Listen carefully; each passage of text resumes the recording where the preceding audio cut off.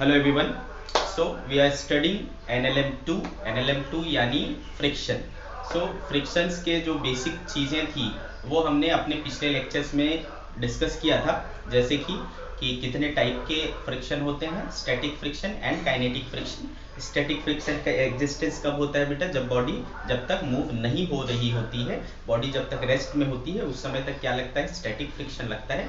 और जब body move करना चालू कर देता है, बॉडी मूव करना स्टार्ट कर देता है, तब जो फ्रिक्शन लगता है उसको अपन क्या कहते हैं? Kinetic friction. दोनों के रूल्स हमने देखे, दोनों के लॉज देखे, है ना, कैसे अप्लाई करना है, किन किन चीज़ों पर डिपेंड करता है, किन किन चीज़ों पर नहीं डिपेंड करता है, ये सारी चीज़ें हमने अपने लास्ट लेक्चर में देखा था।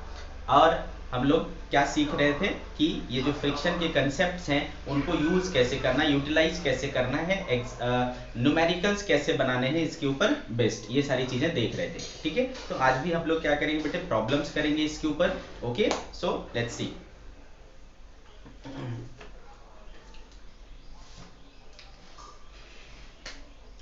एग्जाम्पल,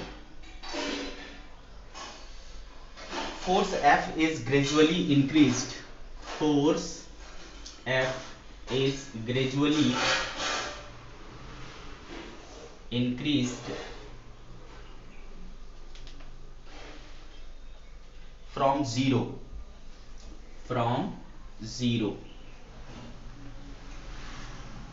Determine whether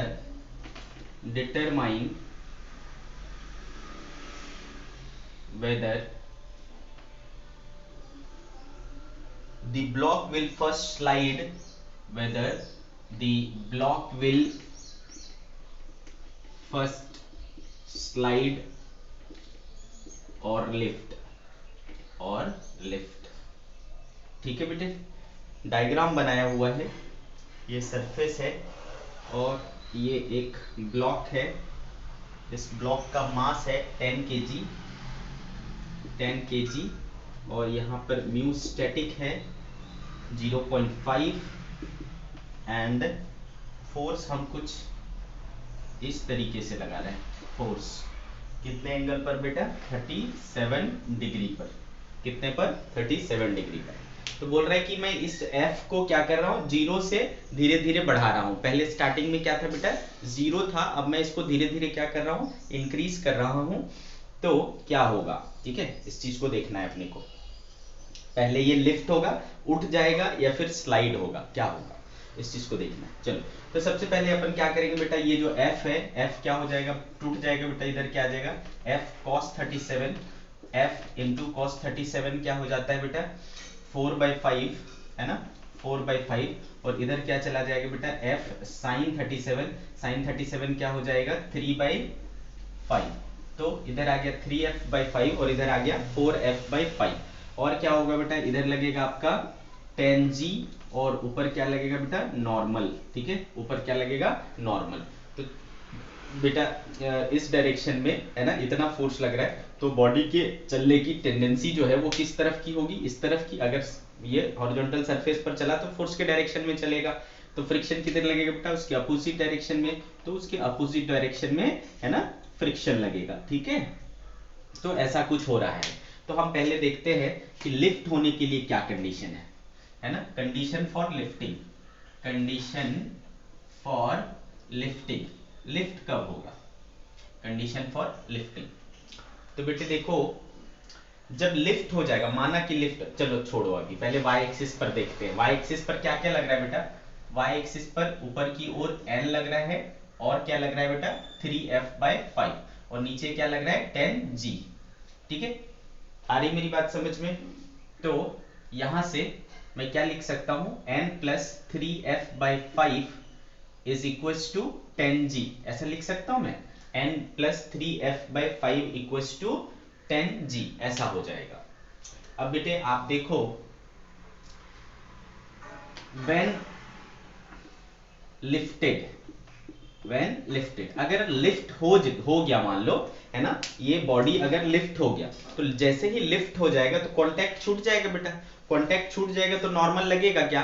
क्योंकि नॉर्मल कौन लगाता है? कांटेक्ट सरफेस लगाता है। अब तो कांटेक्ट ही नहीं रहा तो नॉर्मल बंद हो जाएगा, है ना, नॉर्मल रिएक्शन मिस हो जाएगा, गायब हो जाएगा। ठीक है, तो व्हेन लिफ्टेड n क्या हो जाएगा?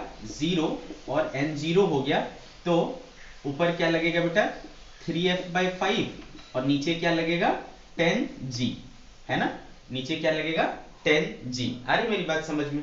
तो ऊपर उठाने के लिए, है ना, लिफ्ट होने के लिए कम से कम 3f/5 को क्या होना पड़ेगा बेटा, या तो बड़ा हो या तो बराबर हो किसके 10g के, तभी जाकर के वो क्या कर पाएगा, उठा पाएगा। आ रही मेरी बात समझ में?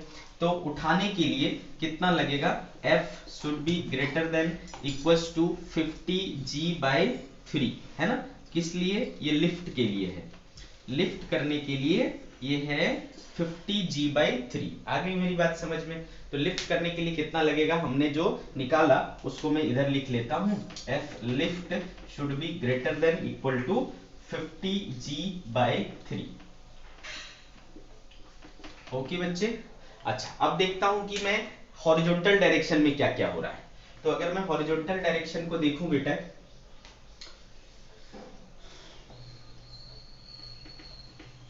हॉरिजॉन्टल डायरेक्शन को देखूं तो क्या क्या हो रहा है बेटे, इधर लग रहा है आपका 4f/5 और इधर क्या लग रहा है, फ्रिक्शन। ठीक है, कितना लगेगा बेटा, देखो नीचे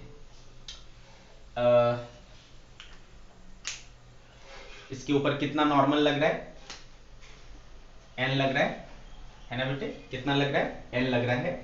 तो आपको जैसे कि पता है fs क्या होता है बेटा, μs इंटू नॉर्मल होता है ना। तो बेटा स्लाइड करने के लिए क्या जरूरी है, कम से कम ये जो है या तो इससे बड़ा हो या तो इसके बराबर हो, यानी 4f/5 should be greater than equal to fs, है ना, स्टैटिक फ्रिक्शन से बड़ा होना चाहिए, तभी जाकर के ये क्या कर पाएगा, स्लाइड कर पाएगा। तो 4f/5 should be greater than equal to μs into normal. अच्छा, एक चीज आपको और भी पता है कि फ्रिक्शन तभी लगेगा जब तक ये इसके कांटेक्ट में रहेगा, कांटेक्ट में नहीं रहेगा तो फ्रिक्शन कैसे लगेगा, नहीं लगेगा। तो फ्रिक्शन लगने के लिए इसका कांटेक्ट में होना जरूरी है, और जब कांटेक्ट में होगा तो नॉर्मल जरूर लगेगा, है ना बेटा, उस समय तक नॉर्मल जरूर लगेगा। तो यहां से देखो नॉर्मल कितना हो जाएगा बेटा, from here normal equals to 10g minus 3f/5, है ना, 10g माइनस 3f/5। तो μs इनटू नॉर्मल की जगह क्या लगा लूंगा बेटा, 10g minus 3f/5. This will be the required equation. So अब अपन क्या करेंगे, 4f/5 should be greater than μs कितना है बेटा 0.5, that means 1/2. So 1/2 10g minus 3f/5 ऐसा आ गया। तो 4f/5 should be greater than equal to, ये हो गया बेटे 5g माइनस ये हो गया 3f/10, 3f/10। ठीक है, इसको इधर बुला लेंगे तो 4f/5 plus 3f/10 should be greater than equal to 5g। ठीक है, तो इसको देखो मैं क्या लिख सकता हूं, 8f/10 लिख सकता हूं plus 3f/10 should be greater than equal to 5g। This is 11f/10 greater than equal to 5g। ठीक है, आगे मेरी बात समझ में? तो देयरफॉर f इक्वल टू क्या हो जाएगा,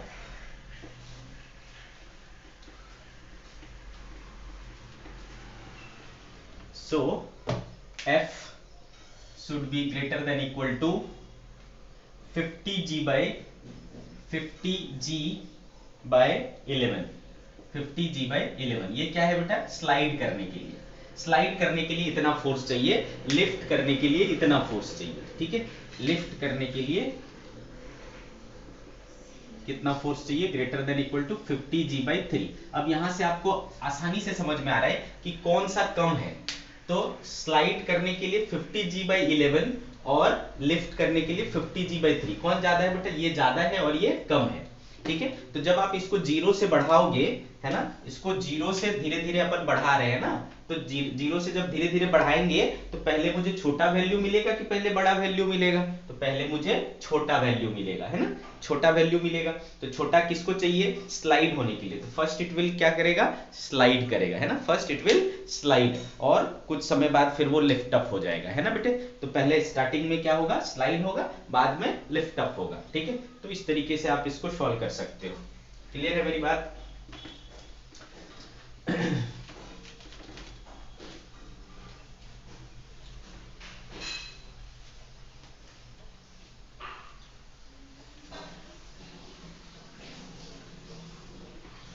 जी।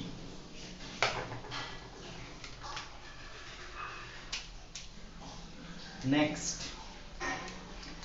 Let's see the next example.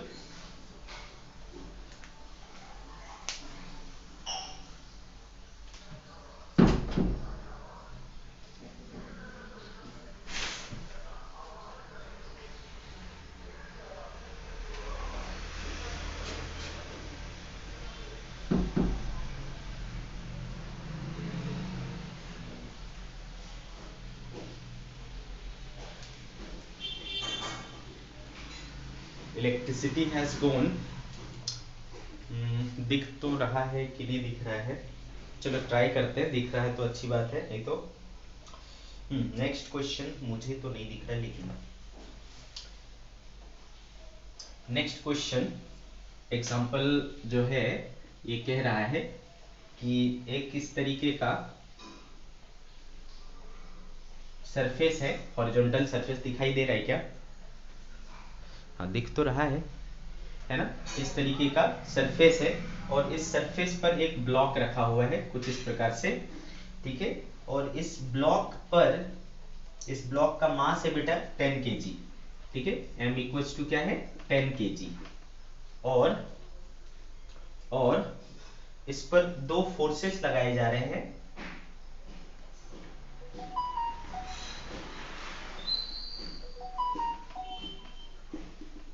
Okay, तो इस डायरेक्शन में लग रहा है आपका 20 न्यूटन, दिस डायरेक्शन 20 न्यूटन, और इस डायरेक्शन में लग रहा है 15 न्यूटन, मतलब परपेंडिकुलरली इसके ऊपर दो फोर्सेस लग रहे हैं, ठीक है, परपेंडिकुलरली इसके ऊपर दो फोर्सेस लग रहे हैं 20 न्यूटन और 15 न्यूटन का, क्लियर?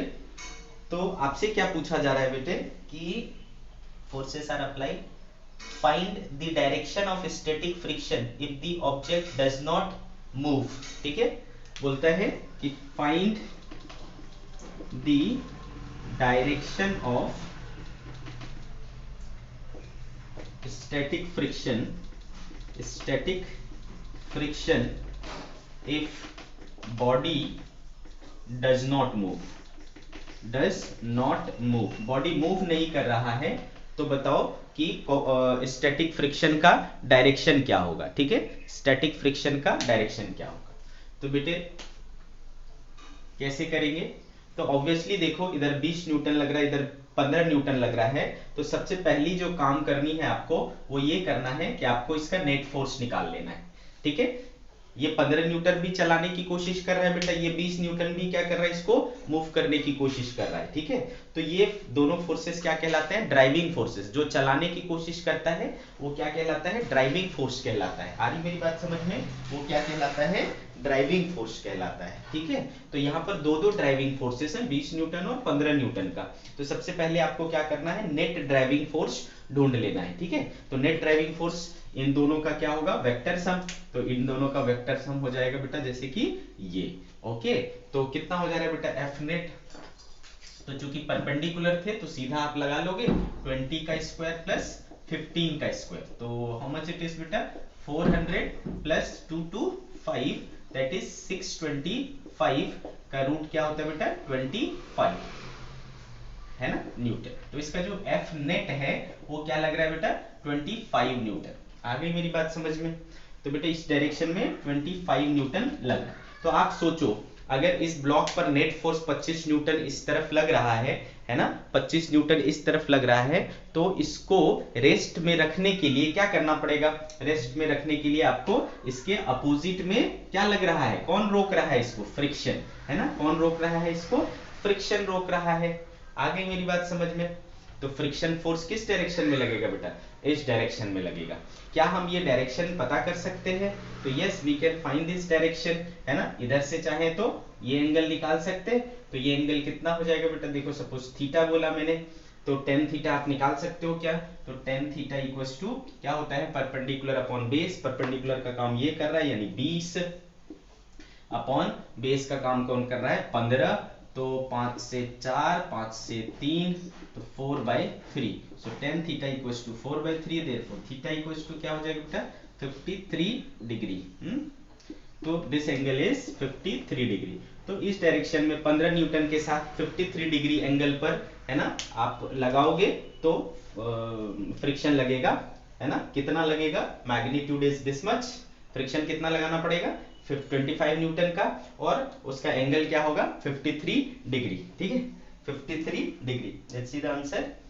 तो भाई आंसर है आपका 25 न्यूटन। हाँ, इधर से देखेंगे तो बेटा 53 होगा, इधर से देखेंगे तो 37 होगा, है ना, उन्होंने इधर से दिया है, कोई प्रॉब्लम नहीं है। दिख रहा है ना बच्चों आप लोगों को? चल जाएगा काम। ओके, तो ये हो गया आपका। आगे बढ़ते हैं।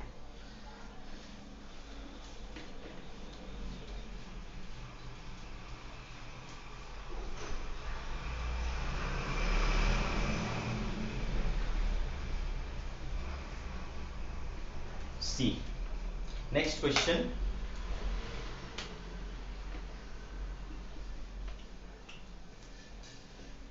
बोल रहा है बेटा इस तरीके का वॉल है,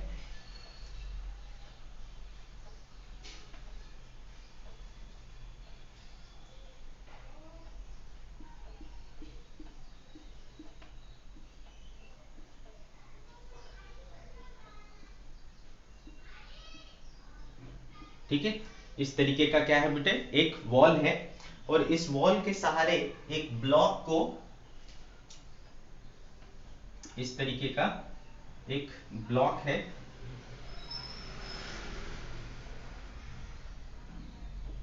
ठीक है, इस तरीके का एक ब्लॉक है, और उस ब्लॉक का मास है 2 kg, m equals to 2 kg is pushed normally. और इस पर क्या किया बेटा, दो फोर्सेस लगा रहे हैं हम नॉर्मली, ठीक है, एक इधर से लगा रहे हैं टेंजेंशियली 15 न्यूटन, 15 न्यूटन, और एक लगा रहे हैं परपेंडिकुलरली, कितने से, 40 न्यूटन से, ठीक है, परपेंडिकुलरली 40 न्यूटन से, ठीक है। आ रही मेरी बात समझ में? Coefficient of static friction being 0.5, mu S कितना है बेटा 0.5, और आगे क्या बोल रहे हैं, पूछ रहा है आपसे, will the block move, will the block move, will the block move, क्या ब्लॉक मूव करेगा, एक चीज हो गया बेटा। और दूसरा, if yes in which direction, if yes in which direction, in which direction, okay, if yes in which direction। और बोल रहा है if no find the frictional force, if no find the frictional force, frictional force, got this? और if no find the frictional force exerted by the wall on the block। तो ये रहा आपका बेटा सवाल। तो जैसा कि आपको दिख रहा है कि एक फोर्स कैसा लग रहा है बेटा टेंजेंशियल, और एक कैसा लग रहा है, इस तरीके से लग रहा है। तो नेट फोर्स इस पर क्या लगेगा बेटा, नेट फोर्स क्या लगेगा, तो इन दोनों का वेक्टर सम, तो क्या हो जाएगा बेटा, इन दोनों का vector sum F net equals to square root of 40 का स्क्वायर प्लस 15 का स्क्वायर, ऐसा हो जाएगा बेटा। तो देखो क्या हो रहा है, 40 का स्क्वायर 4 चौके 16, 1600 हो गया, 15 का 225 हो गया, तो 1825, है ना, ऐसा हो गया क्या, एफ नेट, ठीक है बेटा। तो ये आई थिंक 45 का होता है, नहीं 45 का तो नहीं होता, ये किसका होता है, 1825 का रूट क्या हो जाएगा बेटा, 16,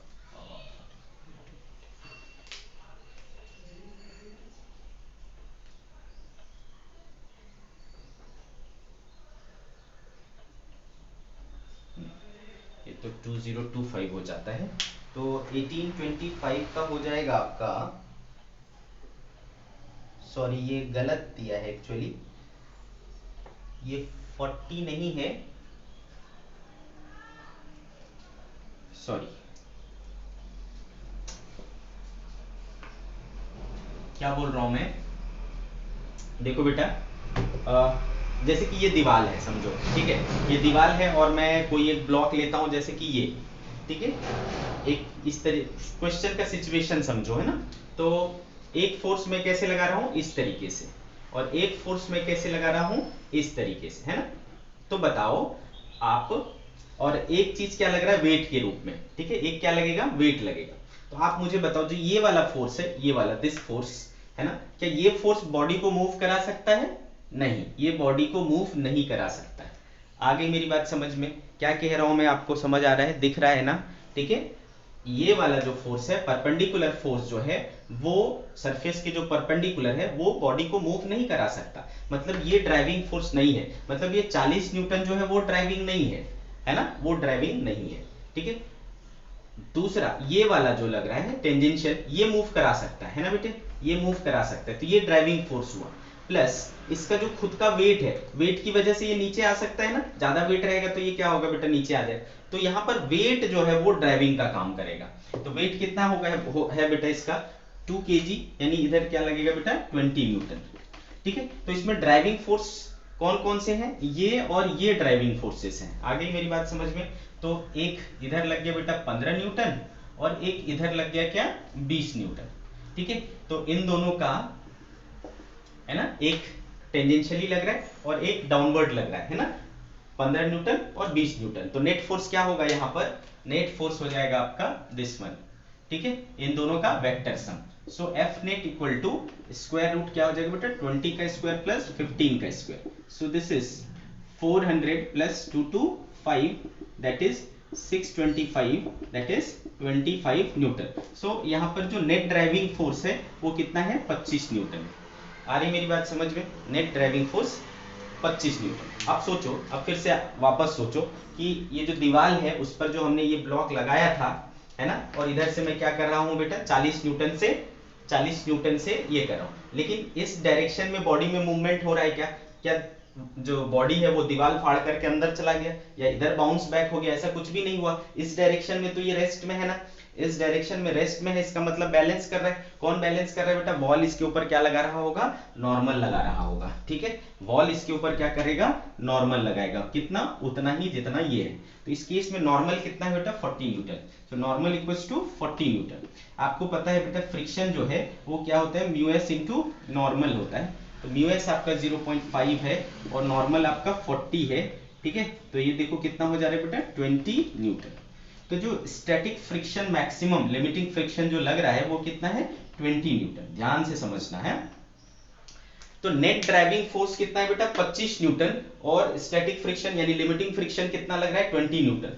तो मैक्सिमम ये इतना अपोज कर सकता है मैं, बट उस पर क्या किया हूं, ज्यादा फोर्स अप्लाई किया हूं, है ना बेटा, अप्लाइड फोर्स क्या है, ज्यादा है। तो बॉडी को चलना पड़ेगा कि नहीं चलना पड़ेगा, तो बॉडी को चलना पड़ेगा, ठीक है। तो विल द ब्लॉक मूव, तो यस, क्या होगा बेटा, ब्लॉक मूव करेगा, है ना, ब्लॉक मूव करेगा, यस, ठीक है। अब सवाल उठता है, बोलता है कि if yes in which direction, ठीक है, if yes in which direction, तो डायरेक्शन किधर होगा बेटा, है ना, डायरेक्शन किधर होगा। देखो नेट फोर्स किधर लग रहा है, इस तरफ लग रहा है ना, नेट फोर्स किधर लग रहा है, इस तरफ लग रहा है, तो बॉडी किधर मूव करेगा, जिधर नेट फोर्स लगेगा उसी डायरेक्शन में मूव करेगा ना। आ रही मेरी बात समझ में, बॉडी पर नेट फोर्स जिस डायरेक्शन में लग रहा है उसी डायरेक्शन में मूव करेगा, है ना, क्योंकि नेट फोर्स इधर लगा और फ्रिक्शन किधर लगता है, उसके अपोजिट में। तो इधर लगा आपका 20 न्यूटन फ्रिक्शन के रूप में और इधर लगा ड्राइविंग के रूप में 25। तो नेट फोर्स किधर आएगा बेटा, इस तरफ आएगा, कितना, एफ नेट कितना हो गया बेटा, मतलब रिजल्टेंट है ना, इन दोनों का जो रिजल्टेंट है फ्रिक्शन और इसका, वो कितना हो जाएगा 25 minus 20 that is 5 Newton. Direction क्या हो गया, आप ये वाला मान लो निकाल लेता हूं एंगल थीटा, तो बताओ बेटा tan थीटा क्या हो जाएगा।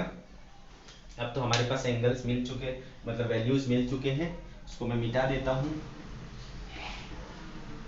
ठीक है बेटे।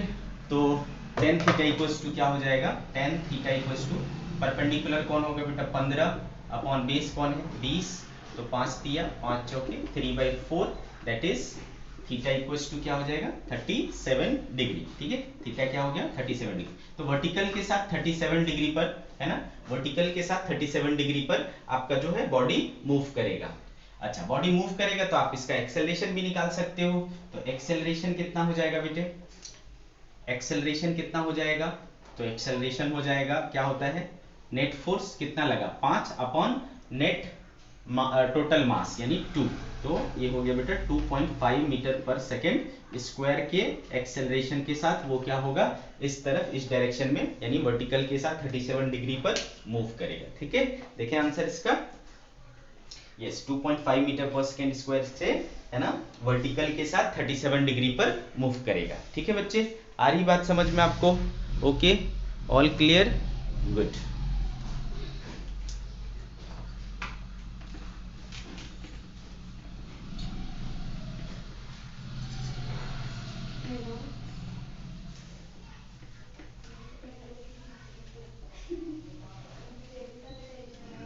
चलो आगे बढ़े, नेक्स्ट एग्जांपल,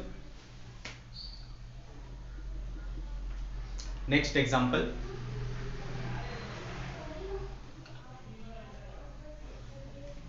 केस 1, केस 1, ठीक है ध्यान से देखना, क्या दिया हुआ है, एक वॉल है, एक वॉल है और इस वॉल पर एक ब्लॉक है।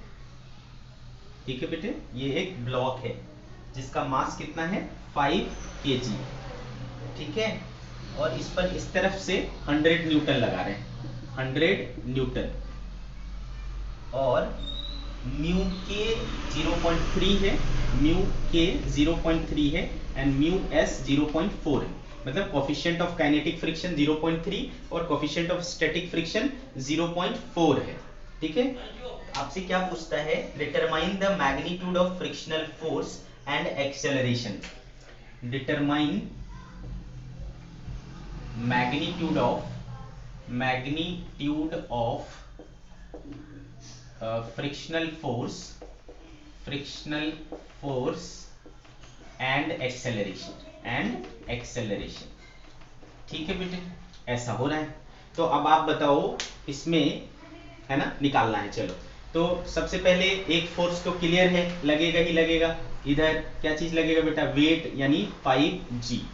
ठीक है बेटे, इस डायरेक्शन में मोशन हो सकता है क्या, नहीं हो सकता, क्योंकि वॉल है, वॉल के कांटेक्ट में है, तो ये क्या करेगा बेटा, एक नॉर्मल लगाएगा, तो ये फोर्स बैलेंस हो जाएगा बेटा। तो नॉर्मल किसके बराबर हो जाएगा, 100 न्यूटन के, तो ये नॉर्मल जो है वो 100 न्यूटन लग रहा है, और ये इस तरफ क्या लगा रहा है 5g।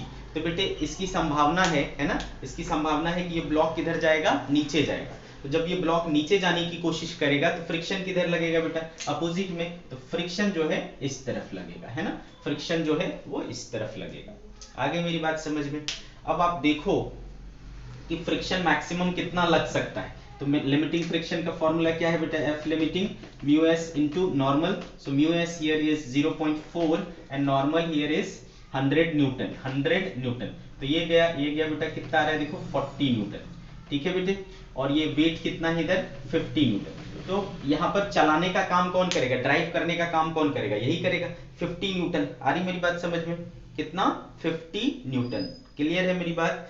तो बच्चे यहाँ पर 50 न्यूटन इस तरफ लग रहा है, और ये मैक्सिमम अपोज कितना कर सकता है 40 न्यूटन। दैट मींस कि जो ड्राइविंग फोर्स है, अप्लाइड फोर्स है, वो ग्रेटर है किस चीज से, लिमिटिंग फ्रिक्शन से, तो बॉडी को चलना पड़ेगा। आ रही मेरी बात समझ में, तो बॉडी चल रहा है, इस कंडीशन में क्या हो रहा है, बॉडी चलेगा, किस तरफ चलेगा बेटा, नीचे की ओर। अब नीचे की ओर चलेगा तो फ्रिक्शन किधर लगेगा, ऊपर, और अब बॉडी चल रहा है, तो चल रहा है तो कौन सा फ्रिक्शन लगेगा बेटा, काइनेटिक लगेगा। ठीक है, कौन सा फ्रिक्शन लगेगा, काइनेटिक। तो काइनेटिक फ्रिक्शन का फॉर्मूला क्या होता है बेटा, म्यू के इनटू नॉर्मल। म्यू के कितना है बच्चे, देखो म्यू के इज 0.3, नॉर्मल इज 100। ठीक है, तो ये हो गया 30 न्यूटन। आगे मेरी बात समझ में। तो अब देखो क्या क्या हो रहा है बेटा, नीचे लग रहा है 50 और ऊपर लग रहा है कितना 30, और मास इसका कितना है 5 kg। तो बताओ, है ना, एक्सेलरेशन होगा कि नहीं होगा, यस एक्सेलरेशन होगा, किधर होगा बेटा, नीचे की ओर। तो एक्सेलरेशन क्या होता है, टोटल फोर्स, तो 50 माइनस 30 क्या हो जाएगा 20, है ना, इस तरफ 50 लग रहा है, अपोजिट में 30 लग रहा है ना, तो नेट फोर्स क्या आएगा बेटा 50 माइनस 30 20, टोटल फोर्स हो गया, नेट फोर्स हो गया, और मास कितना है 5, तो 5 4 जा, so acceleration here is 4 metre per second square. ठीक है, तो फर्स्ट केस की सारी चीजें हमने फाइंड आउट कर ली। ठीक है, चलो आंसर मिलाते हैं। तो पहले केस में 4 मीटर पर सेकेंड स्क्वायर और फ्रिक्शन कितना लग रहा है 30 न्यूटन। इस कंडीशन में फ्रिक्शन कौन सा लगेगा, काइनेटिक कितना 30 न्यूटन और एक्सेलरेशन कितना होगा 4 मीटर पर सेकंड स्क्वायर। तो पहला केस सॉल्व हो गया। नेक्स्ट केस देखते हैं क्या कहता है, केस नंबर 2।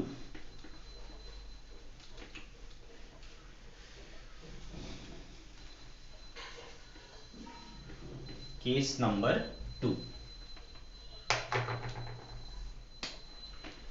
सवाल सेम है, बस फिगर बदल जा रहा है। अगेन वॉल है, ब्लॉक है, ठीक है, ब्लॉक का मास 5 kg है, 5 kg है और फोर्स इस बार 500 न्यूटन लगा रहा हमने, ठीक है, कितना लगाया 500 न्यूटन। ओके, सेम है आपका म्यू एस और म्यू के। Mu S is 0.4 and mu के इज 0.3, ठीक है। इस बार भी सेम चीज करना है आपको, मैग्नीट्यूड ऑफ फ्रिक्शनल फोर्स निकालना है और एक्सेलरेशन निकालना है। तो अगेन बेटे क्या होगा, सबसे पहले वेट लगेगा नीचे कितना 5g यानी 50 न्यूटन। तो फ्रिक्शन किधर लगना चाहिए, अपोजिट में F, ठीक है। तो पहले क्या चेक करेंगे बेटा कि ये चलेगा कि नहीं चलेगा। चलेगा के लिए आप लिमिटिंग चेक करो, तो लिमिटिंग क्या होगा बेटा म्यू एस इंटू नॉर्मल। तो बेटा इधर से 500 लगाओगे तो इधर भी क्या होगा, नॉर्मल के रूप में 500 लग जाएगा, ठीक है। तो mu S is 0.4 into normal is 500, ठीक है। तो ये गया 50 चौकी क्या हो गया बेटा 200 न्यूटन, ठीक है। तो लिमिटिंग फ्रिक्शन यहाँ पर कितना है 200 न्यूटन। बट इधर नीचे कौन सा लग रहा है बेटा, वेट कितना लग रहा है 50 न्यूटन ओनली, ठीक है। तो 50 न्यूटन से चलाने की कोशिश कर रहा है, वो 50 न्यूटन लगा करके नीचे की ओर सरकना चाहता है, बट अपोज कितना हो सकता है बेटा 200 न्यूटन से। तो बोलो बॉडी चलेगा क्या, बॉडी चल पाएगा क्या, नहीं चल पाएगा। यहां पर ड्राइविंग फोर्स लिमिटिंग फ्रिक्शन से क्या है बेटा कम है, तो बॉडी चल नहीं पाएगी, ठीक है। तो बॉडी मूव नहीं करेगी, तो body is at rest, body rest करेगा, ठीक है, बॉडी एट रेस्ट, ठीक है। आगे मेरी बात समझ में। तो बेटा इस पर फ्रिक्शन क्या लगेगा, तो मैंने याद करो लिखाया हुआ है नोट करके कि अगर अप्लाइड फोर्स यानी ड्राइविंग फोर्स लिमिटिंग फ्रिक्शन से कम है तो फ्रिक्शन किसके बराबर होता है बेटा, ड्राइविंग फोर्स के बराबर हो जाता है, ठीक है। तो यहां पर जो आपका फ्रिक्शन होगा उसका नेचर स्टैटिक होगा और कितना होगा 50 न्यूटन होगा, है ना बेटे। क्यों, क्योंकि ये क्या है मैक्सिमम है, मैक्सिमम कैपेसिटी है, लेकिन हमेशा मैक्सिमम कैपेसिटी अप्लाई करने की जरूरत पड़ती है क्या, उस कंडीशन में जितना आपका अप्लाई हुआ है वही आपका फ्रिक्शन हो जाता है। तो दिस टाइम है ना static friction is 50 Newton, body चल नहीं रही है, बॉडी चल नहीं रही है तो एक्सेलरेशन कितना हो गया बेटा 0, दिस टाइम एक्सेलरेशन इज 0, ठीक है बेटे। तो इसके हर एक केस में आपको बहुत बारीकी से चीजें समझ में आएंगी कि क्या क्या हो रहा है। सेकंड केस में हो गया आपका क्या हो गया बेटा 50 न्यूटन और एक्सेलरेशन 0, ठीक है। Next case, case number 3, next case, case number 3।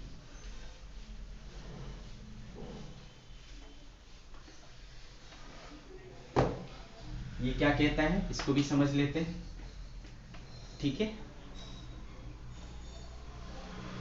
ये कह रहा है बेटे कि अगेन एक वॉल है, ब्लॉक है दिस टाइम 12 kg, ठीक है। इस बार ब्लॉक जो है वो 12 kg का है, 12 kg और फोर्स हम इस बार थोड़े एंगल पर लगा रहे हैं, 500 न्यूटन तो लगा रहे हैं बट कुछ एंगल पर लगा रहे हैं। कितने एंगल पर 37 डिग्री, दिस इज 37 डिग्री। और म्यू एस म्यू के की वैल्यू सेम है, म्यू के is 0.3 and mu S is 0.4, ठीक है। सेम चीज अपने को देखना है कि फ्रिक्शनल फोर्स क्या लगेगा और एक्सेलरेशन क्या होगा। तो सबसे पहले क्या हो जाएगा बेटा 500 न्यूटन लग रहा है, आप इसको ब्रेक कर लो तो इधर क्या हो जाएगा बेटा 500 cos 37 और cos 37 हो जाता है आपका 4/5, 4/5, सो इट विल बी 5 से 100 400 हो जाए। तो इस तरफ क्या लग रहा है 400 न्यूटन लग रहा है ना। और इस तरफ क्या हो जाएगा बेटा, इस तरफ हो जाएगा 500 sin 37, तो 500 sin 37 3/5 होता है, तो ये हो गया बेटा 300 न्यूटन, ठीक है। ये हो जाएगा आपका 300 न्यूटन।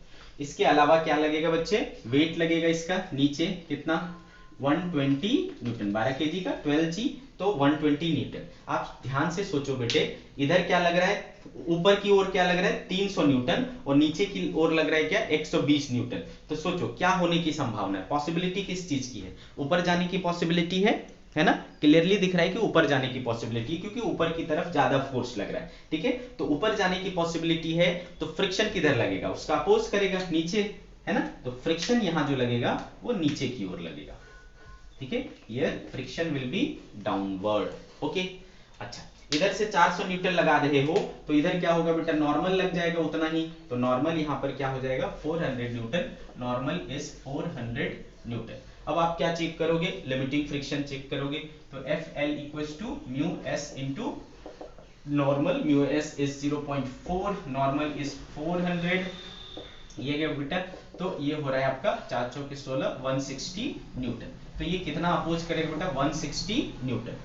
ठीक है, तो ये हो गया 160 न्यूटन। ओके बच्चे, तो अब देखो क्या क्या हो रहा है, नीचे हो गया 120 वेट और फ्रिक्शन हो गया 160, है ना, और ऊपर क्या लग रहा है 300, ऊपर क्या लग रहा है 300। तो बताओ ये दोनों मिलकर के क्या हुए बेटा 280 और ऊपर क्या लग रहा है 300, तो फिर भी क्या हो रहा है, ये ज्यादा लग रहा है ना बेटे, फिर भी ये क्या हो रहा है ज्यादा लग रहा है, तो इसका मतलब बॉडी मूव करेगा किस तरफ, ऊपर की तरफ, है ना, क्या होगा बॉडी मूव करेगा ऊपर की तरफ।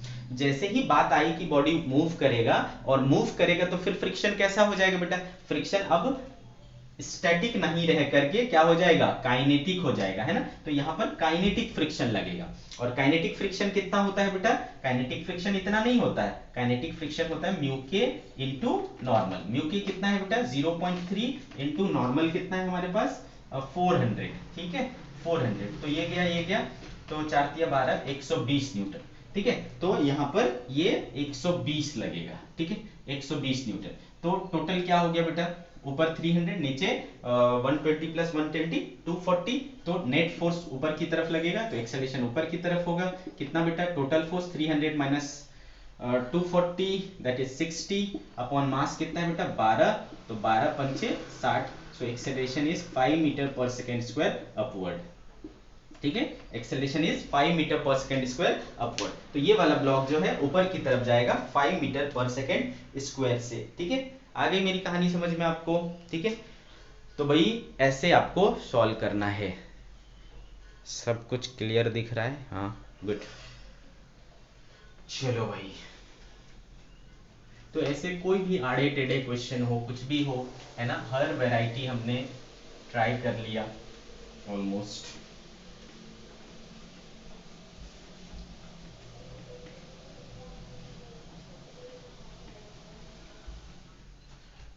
चलो नेक्स्ट लेते हैं बेटे एग्जाम्पल, बहुत अच्छा क्वेश्चन।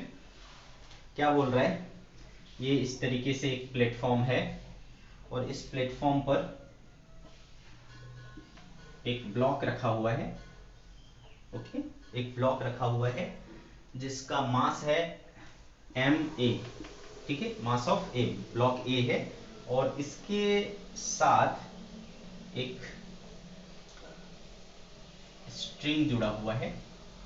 ठीक है, और एक पुली के सहारे ये इस तरीके से एक ब्लॉक आ रहा है, ब्लॉक बी। ठीक है, ये ब्लॉक ए था और इसका मास ma था, और ये ब्लॉक बी है, इसका मास mb है। ठीक है, ऐसा, और ये एंगल है आपका 37 degree, this angle is 37 degree. आपसे क्या पूछा जा रहा है कि द कोफिशिएंट ऑफ फ्रिक्शन भी गिवन है, म्यू एस इक्वल्स टू 0.5, यहाँ पर म्यू कितना है 0.5 है। Find the ratio of the masses if the block A is just to slip.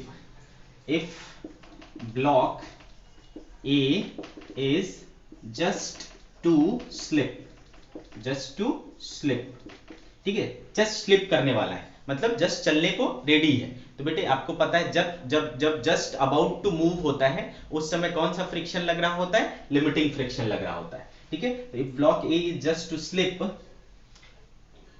then find the ratio of masses of the block, then find ratio of masses of block, masses of block, ठीक है, यानी MA और MB का ratio चाहिए, ठीक है, MA और MB का रेशियो चाहिए। तो देखो ये मस्त क्वेश्चन है। तो क्या होगा बेटा, सबसे पहले सोचो, जस्ट अबाउट टू मूव है, मतलब उसके पहले क्या था बेटा, रेस्ट में था, है ना, मतलब रेस्ट में है और अगले पल क्या होगा, वो चलेगा। तो बेसिकली आप मान सकते हो कि यहाँ पर क्या हो रहा है, इक्विलिब्रियम का सिचुएशन है, ठीक है बेटे। तो इधर क्या लगेगा बेटा, तो MB लगेगा, ऊपर क्या लगेगा बेटा, टेंशन लगेगा, यहाँ भी क्या लगेगा, टेंशन लगेगा, टेंशन लगेगा तो इसके कंपोनेंट टूटेंगे, T cos 37, cos 37 क्या होता है बेटा, 4/5, 4/5, इधर क्या लगेगा, T sin 37, तो sin 37 क्या होता है, 3/5, ऐसा हो गया बेटा। नीचे क्या लगेगा, M A लगेगा, ऊपर क्या लगेगा, नॉर्मल लगेगा, ठीक है। ब्लॉक किधर मूव करना चाहेगा बेटा, इस तरफ, तो फ्रिक्शन किधर लगेगा, अपोजिट में, है ना, फ्रिक्शन क्या लगेगा, अपोजिट में। जस्ट अबाउट टू मूव है, कौन सा लगेगा, लिमिटिंग लगेगा। तो ऐसा सिचुएशन बन रहा है।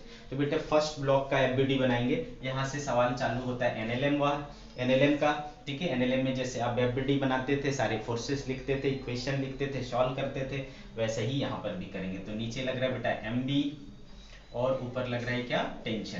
तो अभी जस्ट अबाउट टू मूव है, चलने को है, चला नहीं है, तो बैलेंस है फोर्स बेटा, देयरफॉर T इक्वल्स टू क्या हो जाएगा, MB इंटू G हो जाएगा, ठीक है, MB इंटू G हो गया। तो टेंशन पता चल गया आपको एक पहले इक्वेशन से, दिस इज फर्स्ट इक्वेशन। अब यहाँ आओ बेटा, इसका बनाओ। तो नीचे लगा क्या, MA, ऊपर क्या लगा, नॉर्मल, और क्या लगा, 3T/5, ठीक है। तो ये वाला एक्सिस क्या होता है बेटा, बैलेंस्ड होता है। तो n plus 3T/5 is equal to MAG, है ना, MAG, ऐसा हो जाएगा। तो देयरफॉर n इक्वल टू क्या हो जाएगा, MAG माइनस 3T/5, ऐसे हो जाएगा क्या, नॉर्मल रिएक्शन।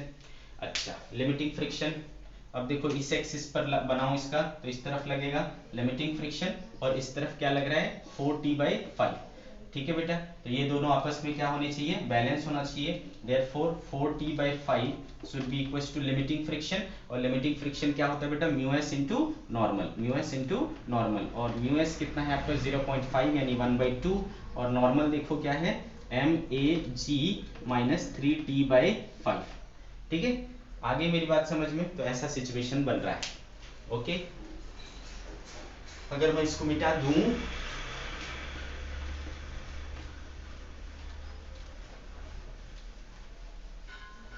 ठीक है बच्चे, तो देखो क्या बन गया, 4T/5 is equals to MAG/2 minus 3T/10, ठीक है, 3T/10 ऐसा हो गया। इसको इधर बुलाओ, तो ये हो गया बेटा 4T/5 plus 3T/10 is equals to MAG/2।